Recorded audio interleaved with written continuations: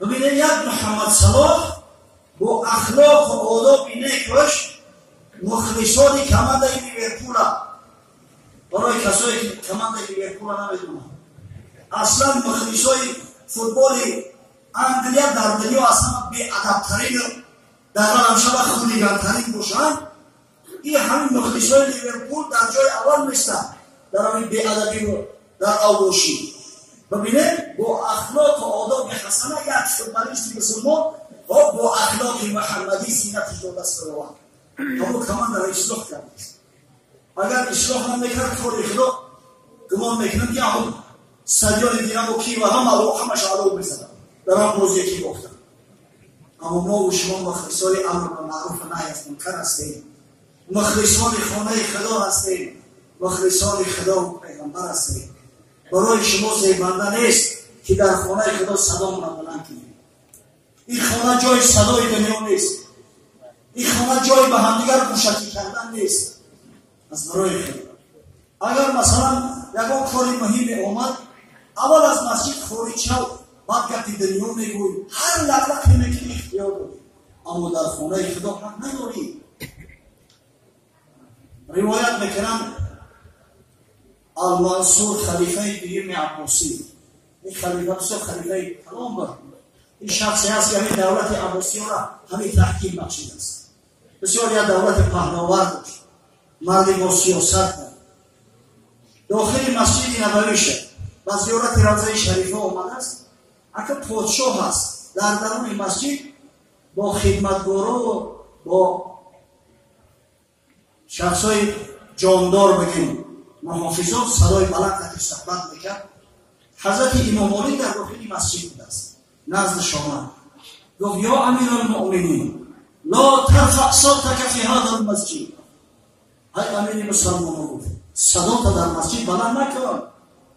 فإن الله تعالى أدب قوما فقال يا أيها الذين آمنوا لا ترفعوا أصواتكم فوق صوت النبي ولا تجهروا له بالقول كجهر بعضكم لبعض.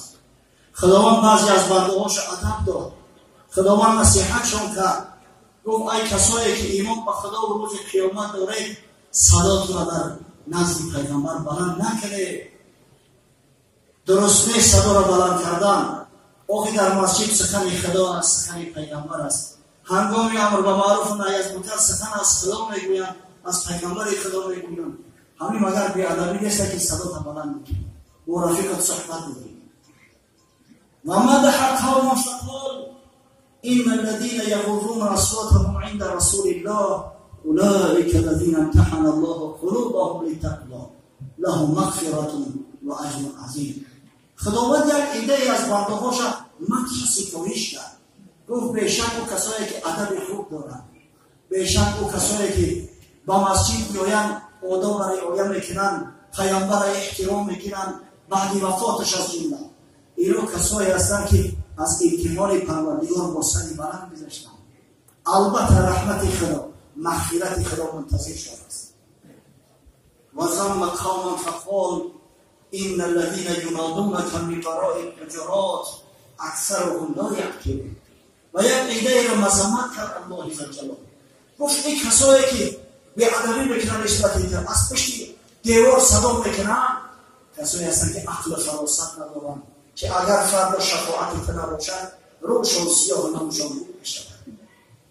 بعدن حضرت جنبست کرد گفت و این حرمته میتا که حرمته حیا. بیشک شبه احترام رسول الله صلی الله علیه و سلم بعدی وفاتشان مثل احترام همون زمان حیاتش است. اگر چند حضرت در بین ما نیست اما احادیث پیامبر هست، اما علما که وارثای پیامبر صلی الله علیه و سلم هستند خود، اما قرآن که به پیامبر صلی الله علیه و سلم موضوع شده است تلاوت میکنند هستند خود. این نماز را که پیامبر برای ما و شما تعلیم داد آخر هست که در نهیجی میگه المنصور با همون سیاست با همون واهمه فستکان له در نزدش تسلیم شد. گفت توبه کنم خطا کنم ببخش. برای ما و شما درس عبرت است. هر یکی شما را در شخصیت شما تمام مسلمان‌های دنیا با این شمی سعید